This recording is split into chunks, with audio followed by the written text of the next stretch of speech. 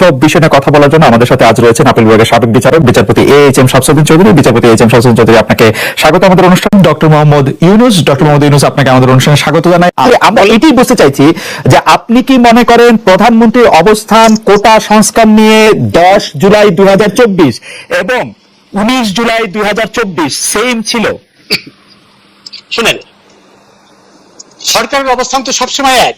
তারা চেয়েছিল যে কোটা যেন বিলুপ্ত করা হয় এবং সেই বিলুপ্তি করার উদ্দেশ্য নিয়েই সরকার কিন্তু হাইকোর্টের নির্দেশনা, হাইকোর্টের রায়কে আপিল বিভাগে আপিল করেছিল একটি প্রার্থনা করি যে কোটা যেন বিলুপ্ত করা হয়।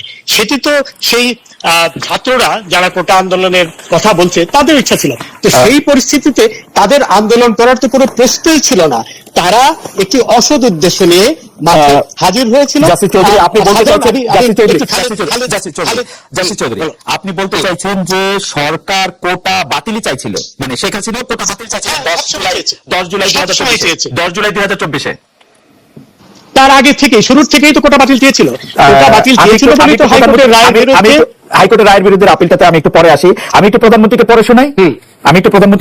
14 জুলাই উনি যখন সংবাদ সম্মেলন করলেন, উনি বললেন কোটা বাদ দিলে কি অবস্থা হয় আমরা দেখেছি। ফরেন সার্ভিসে মাত্র 2 জন মেয়ে এবং পুলিশ সার্ভিসে 4 জন মেয়ে সুযোগ পেয়েছে। তখন তারা বলেছিল নারী কোটা চাই না, মেধা দিয়ে চাকরি পাবে। সে কি মেধা দিয়ে চাকরি পেয়েছে? বিশেষ পরীক্ষা দিয়েছে। এবং তিনি বলেছিলেন কোটা মুক্তিযোদ্ধা নাতিদের জন্য থাকবে নাকি রাজাকারের নাতিদের জন্য থাকবে। এটা কি মনে করায় দেয় যে উনিও চেয়েছিলেন কোটা প্রথা বাতিল? শুনেন, আমরা তো উনি কি বলেছেন সেটা পাশে রাখেন, কিন্তু ঘটনা হলো এই যে সরকার তো আপিল করেছিল হাইকোর্টের রায়ের বিরুদ্ধে। হাইকোর্ট বলেছিল কোটা থাকবে এবং সেই রায়কে চ্যালেঞ্জ করে সরকারই তো আপিল করলো আপিল বিভাগে এবং ছাত্রদেরকে বলেছিল যে এটি আপিল বিভাগের একান্ত সিদ্ধান্ত, এখানে সরকারের কিছু করার নেই। খালেদ, তুমি বলেই বলছি তোমাকে, তুমি তো খুব ভালো করেই জানো দেশ তো সংবিধান দ্বারা পরিচালিত হয়। সেই অবস্থায় যখন আপিল বিভাগে মামলাটির বিবেচনাধীন, শুধু বিচারকই না, সর্বোচ্চ আদালতের একজন জুরিস্টও বটে, কিন্তু আপনি কি সত্যি এটি বলছেন যে সরকার এটি চেয়েছিল? সরকার আপিল করেছে। সরকার না চাইলে সরকার অ্যাটর্নি জেনারেলকে এই ব্রিফই দেয় নাই যে কোটা বাতিলের পক্ষে গিয়ে কথা বলো। এই ব্রিফ দিয়েছে আন্দোলন শেষ হওয়ার পর 18 আগস্টের পরে। প্লিজ তুমি পিটিশনটা দেখো। পিটিশনের অ্যাটর্নি জেনারেল সর্বোচ্চ আইন কর্মকর্তা গেছিল, সেখানে কোনো ডেপুটি অ্যাটর্নি জেনারেল বা অতিরিক্ত অ্যাটর্নি জেনারেল যায়নি। এখানে আপিল করেছিল সেই হাইকোর্টের রায়, অর্থাৎ কোটা বাদ করার প্রার্থনা নিয়ে আপিল করেছিল। তো এই ঘটনার পর তো এই ব্যাপারে আর দ্বিমত পোষণের কোনো অবকাশই থাকে না।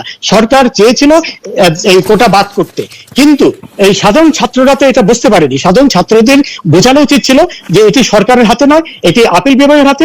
কারণ সাধারণ ছাত্রকে না, অনেক জ্ঞানী গুণী লোকও কিন্তু জানে না যে সরকার আর সুপ্রিম কোর্ট সম্পূর্ণ আলাদা দুটি সত্তা। সুপ্রিম কোর্ট এবং সুপ্রিম কোর্টের বিচারপতিরাও সরকারের কর্মকর্তা নয়। এই জিনিসগুলো বোঝানো হয়নি। আপনি এটি বলছেন প্রধানমন্ত্রী 14 জুলাই বলেছিলেন যে আদালতের নির্দেশ অনুযায়ী আমার কার কিছু করার নাই। পরে দেখা গেল যে অনেক কিছু করার আছে। 18 জুলাই বলা হলো যে ছুটির দিনে এসে এগিয়ে নিতে। আমি বলি, 18 জুলাই বলি। শোনো খালেদ, তার আগে তো হাইকোর্টের রায়ের কপি না পাওয়া পর্যন্ত তো সেই সুযোগ ছিল। হাইকোর্টের রায় পাওয়া গেল 14 জুলাই পাওয়ার পরে ইমিডিয়েটলি তারা এগিয়ে নিয়েছে। কিন্তু ইমিডিয়েটলি 18 জুলাই এগিয়ে নিয়েছে। আগে 18 জুলাই আগিয়ে নিয়েছে যখন এটি তো একটা প্রক্রিয়ার ব্যাপার। হাইকোর্টের রায় পেল, সেটি জমা দিল, সেখানে তারা লিভ টু অ্যাপিল অ্যাপ্লিকেশন করছিল। এটি একটি প্রক্রিয়ার ব্যাপার, কিন্তু তারা তো আপিল বিভাগের রায় তো আর খণ্ডন করেনি বা করতে পারে না। খণ্ডন করলে তো তারা আদালত অবমাননার দায়ে অভিযুক্ত হতো। যে রায় দেওয়ার আগে রায়টি হয়েছে 21 জুলাই। প্রধানমন্ত্রী 17 জুলাই জালের উদ্দেশ্যে ভাষণ করে বললেন যে তোমাদের রায় পছন্দ হবে তোমাদের। হাকু ছিল না, না, আশা করি পছন্দ হবে এই কথা বলেছি। এখানে এখানে হ্যাঁ এখানে কথা হলো হ্যাঁ বলেছে যে তোমার রায় প্রধানমন্ত্রী তো আর হাইকোর্ট সুপ্রিম কোর্ট পরিচালনা করে না, তাই না? কথা হলো এই কথা তো মনে হচ্ছে না মোটেও না, মোটেও প্রধানমন্ত্রী এই ধরনের কোনো কথাই বলেনি, এইভাবে টুইস্ট করা তো ঠিক না। শোনো, এইখানে কথাটা হলো যে সরকারকে তো অপেক্ষা করতে হয়েছে যে সুপ্রিম কোর্ট কি বলে। এর বাইরে তো কিছু করার ছিল না। এর বাইরে করা মানে সংবিধানকে ই করে দেওয়া, এটা একটা বিদ্রোহের মতো। সংবিধানের বাইরে কিছু করা। আপনি প্রধানমন্ত্রীর কথা শুনবেন না, আপনি কি আইনমন্ত্রীর কথা শুনবেন? আইনমন্ত্রীটা তো আমি দেখবো ডকুমেন্ট, প্রধানমন্ত্রী কি বলেছে সেটা তো না, আমি দেখবো ডকুমেন্ট। অ্যাটর্নি জেনারেল আপিল বিভাগে ব্রিফ ছিল না এই মামলাটি পরিচালনা করার ব্রিফ ছিল না। অ্যাটর্নি জেনারেলের ব্রিফ ছিল কোটা রাখার পক্ষে। Attorney general listen Khaled, don't confuse things, বুঝছো? অ্যাটর্নি জেনারেল যে পিটিশনটা করেছে সেই পিটিশনের কপি আমি দেখেছি। সেই পিটিশনে তারা চেয়েছে যে হাইকোর্টের রায় বাতিল করা হোক, এবং সেটি কিন্তু সেটাই ছিল তাদের পিটিশনের কথা যখন লিভ টু অ্যাপিল করলো সেই একদম শুরুর থেকেই। এবং অ্যাটর্নি জেনারেল বারবার বলছিল যে এইটাই নিয়েই আমরা অ্যাপিলের ডিভিশনে যাচ্ছি। আইনমন্ত্রী বলেছে এটা নিয়ে আমি তো ডকুমেন্টের কথা বলবো। ডকুমেন্ট বলছে যে সরকার প্রথম থেকেই, এবং ইনফ্যাক্ট এই মুখের কথা আপনি গুরুত্ব দিবেন না। শেখ হাসিনার মুখের কথা আমি সেখানে যাচ্ছি না, যাওয়ার কোনো সুযোগও নেই। আমি দেখবো ডকুমেন্ট কি বলে। ডকুমেন্ট পরিষ্কার ভাষায় বলে, পরিষ্কার ভাষায় সংবাদ সম্মেলনে বলছেন যে তিনি কোটা চান, আর তার অ্যাটর্নি জেনারেলকে বলছেন যে কোটার বিরুদ্ধে গিয়ে মানে লড়াই করেন। না, আপিল বিভাগে কি দরখাস্ত করেছে সেটা আমি দেখবো, সেটা হলো ডকুমেন্টেড ব্যাপার। সেখানে অত্যন্ত স্পষ্ট ভাষায় তারা চ্যালেঞ্জ করেছে হাইকোর্টের রায়, বলেছে যে হাইকোর্টের রায় বাতিল করা হোক। সেটাই ছিল একেবারে শুরুর থেকে, সেটাই ছিল বড় কথা। আমাদের একটু বলবেন যে আপনি যে ডকুমেন্টটা দেখেছেন অ্যাটর্নি জেনারেল ব্রিফ রেডি করেছেন, যে আপিল রেডি করেছেন, সেটা কত তারিখে করা? এইটা যেদিন করলো, লিভ টু অ্যাপিলের দরখাস্ত করলো আগে থেকে 18 জুলাই প্রথম তো করলো সিএমপি করলো। সিএমপি করলো না, তারও আগে সিএমপি যেদিন করলো সেই দিন 14 জুলাই আগে তো সিএমপি করা সম্ভব না। না শোনো খালেদ, আপিল কেন করলো? যদি এটাই হয় তাহলে তো চাপে পড়ে আপিল করতো না তো। না চাপে পড়ে আপিল, এই চাপ সৃষ্টি হওয়ার অনেক আগেই আপিল করেছে সরকার। আপিল করার তো একটা সময় থাকে, সেই সময়সীমার মধ্যে তখন কিন্তু এইসব সৃষ্টি হয়নি। এইসব শোনো অত্যন্ত স্পষ্ট যে একটি কুচক্রী মহল, যে 71-এর পরাজিত অপশক্তি বিএনপি, শিবির, জামাত, এরা মিলে এই ঘটনাটি ঘটিয়েছে, এই পরিস্থিতি সৃষ্টি করেছে একই উদ্দেশ্যে, সরকার পতনের ঘটনার জন্য। যেটি তারা গত বছর অক্টোবরে আমরা আবার আপনার কাছে আসবো। আমরা গত কয়েকদিন ধরে আপনার কথা শুনতে পাচ্ছি, আমরা শুনছি আপনার সুচিন্তিত মতামত। আমি শুধু এইটি জানতে চাইবো যে জাসি চৌধুরী, আপনি কি আমাকে একটু বলবেন যে 1 জুলাই থেকে নিয়মতান্ত্রিক ভাবে এই আন্দোলন তারা করছে, ঠিক কবে থেকে জামাত বিএনপি কোটা আন্দোলনকারী? নিয়মতান্ত্রিক ভাবে এই আন্দোলন কখনো নিয়মতান্ত্রিক ভাবে হয়নি। রাস্তা বন্ধ করে দেওয়া, এটি নিয়মতান্ত্রিক আন্দোলন বলতে পারবেন? আন্দোলন তো রাস্তা বন্ধ করে আন্দোলন, রাস্তা খোলা রাখাটাই তো অশান্তির সৃষ্টি করা, এবং সমস্ত যানবাহন, সমস্ত মানুষের চলাচল সব বন্ধ করে দিয়েছিল। এইটিকে কোনো অবস্থায় নিয়মতান্ত্রিক আন্দোলন বলা যায় না। তখন যদি এটি বলা হইতো, এটি প্রকাশ, আমি তো নিজে দেখেছি, আমি নিজে বেরোতে পারিনি, রাস্তায় মানুষ বেরোতে পারেনি, বাংলাদেশে কোনো কিছু আন্দোলন চলবে না তাহলে, বাংলাদেশে কোনো কিছু আন্দোলন চলবে না তাহলে।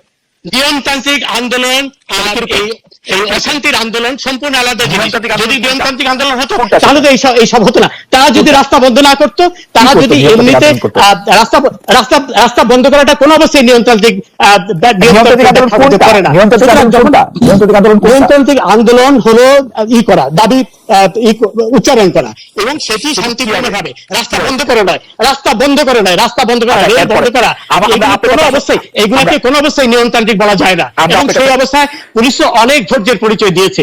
পুলিশ, কারণ আমার অধিকার ছিল, সবার অধিকার ছিল করা, সেই অধিকার যখন খণ্ডন করা হলো, তাকে আর কোনো অবস্থায় নিয়মতান্ত্রিক আন্দোলন বলা যায় না।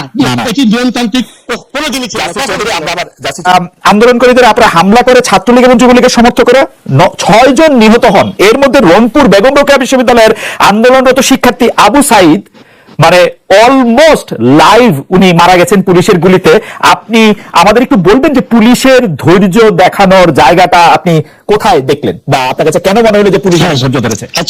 আচ্ছা শোনো, প্রথম কথা হলো যে বাংলাদেশের স্বাধীনতা পূর্ববর্তী সময়ে যেসব আন্দোলন হয়েছে সেসব আন্দোলনের সাথে এখনকার কোনো কিছুই তুলনা করাটা দুর্ভাগ্যজনক। তখন আমরা স্বাধীনতার জন্য পাকিস্তানি ইস্যু থেকে, কলোনিয়াল ইয়োগ থেকে মুক্তি পাওয়ার জন্য আমরা আন্দোলন করেছি। সেই পরিস্থিতি এখন এর সাথে তুলনাই করা যায় না। ছোট করে একটু জানতে চাইবো, আমি ইংল্যান্ডে ছিলাম, আপনি 81 সাল থেকে 90 সাল পর্যন্ত শেখ হাসিনার আন্দোলনকে আপনি দেখেছেন, বা 91 থেকে 96 পর্যন্ত শেখ হাসিনা আন্দোলনকে? সেখানে কোনো স্বাধীনতার পরে, আমি ইদানিং কালে, হ্যাঁ স্বাধীনতার পরে, ইদানিং 15 বছর ধরে আওয়ামী লীগ ক্ষমতা, শেখ হাসিনা আন্দোলন করবে। ইদানিং কালেও এই গাজার ব্যাপারে মার্কিন যুক্তরাজ্য সহ বিভিন্ন দেশে যে আন্দোলন হয়েছে সেখানে কিন্তু কখনো অশান্তিকর আন্দোলন কিন্তু কখনো হয়নি, এবং যেখানে অশান্তিকর আন্দোলন করার চেষ্টা করেছে সেখানে কিন্তু অন্যরকম ফলাফল হয়েছে। এখন কথা হলো যে, প্রথম কথা হলো আন্দোলন তো করার কোনো প্রয়োজনই ছিল না, যেখানে সরকারও একই কথা চাচ্ছিল, কোটায় বিলুপ্তি। এবং এখানে আমি একটু কথা বলতে চাই, খালেদ, যেদিন অ্যাটর্নি জেনারেল যেদিন চেম্বার আদালতে গেলেন বিচারপতি এনায়েতুর রহিমের চেম্বারে, সেদিন কিন্তু উনি এই কথাটাই বলেছিলেন যে হাইকোর্টের যে আদেশ সেটিকে স্টে করে দেওয়া হোক। অর্থাৎ এটি থেকে অত্যন্ত স্পষ্ট যে সরকার সবসময় চাচ্ছিল হাইকোর্টের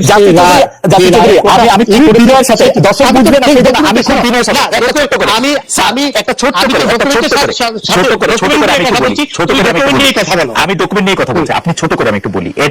ডকুমেন্টের কথা বলছো না তুমি? আমি এইবার আপনি আমার পরীক্ষা নেন ডকুমেন্ট নিয়ে বলছি কিনা। অ্যাটর্নি জেনারেল যে চেয়ারম্যানের কাছে গিয়ে বললেন, এনায়েতুর রহিম বিচারপতির কাছে গিয়ে বললেন যে আমরা এটার স্টে চাই, সেই স্টে চাইটা বলা উচিত ছিল যেদিন রায়টা হয়েছে সেদিনে, 4 জুন। এটা ইন্টেনশন বলে 4 জুন হাইকোর্টের রায় হয়েছে, সেই 4 জুন চেম্বারে গিয়ে স্টে হওয়ার কথা। না, হাইকোর্টের কর্মদিবসেই তো এটা করতে হয়েছে, একটা তো প্রক্রিয়া থাকে, তাই না? সেদিনই বিনা বিলম্ব না, এটা খামাখা কনফিউজ করো না মানুষকে। বিনা বিলম্বেই এই চেম্বার আদালতে গিয়েছিল অ্যাটর্নি জেনারেল, সেই স্টে। আপনি হাইকোর্টে বসেছেন, এপিলেট ডিভিশনে বসছেন, হাইকোর্টে অর্ডার হওয়ার পরে আমি বিক্ষুব্ধ হলে সঙ্গে সঙ্গে চেম্বার জজ আদালতে যাব। আমি গিয়েছি, আপনি আমাকে বলেন। হ্যাঁ গিয়েছে, আদালত 4 জুনের 4 জুন রায় হয়েছে, 4 জুন রায় হয়েছে, 18 জুলাই গিয়েছে না, 4 জুন রায় হয়েছে, 18 জুলাই। এর মধ্যে ছুটি একটা প্রক্রিয়া থাকে, কিন্তু দরখাস্ত তৈরি করতে হয়। চেম্বারে যে কোনো সময় যাওয়া যায়, চেম্বারে যে কোনো সময় যাওয়া যায়, একটা প্রক্রিয়া আছে, তাই না? আমি বলবো যে কোনো বিলম্ব করেনি চেম্বারে যেতে, এবং চেম্বার তারপরে সাথে সাথে এটি বিলম্ব করেছে, 1 মাস 14 দিন বিলম্ব করেছে। হ্যাঁ, আচ্ছা, এতে না 1 মাস 14 দিন বিলম্ব করলেও, ধরো বিলম্ব যদি করে থাকে মেনে নেই, কিন্তু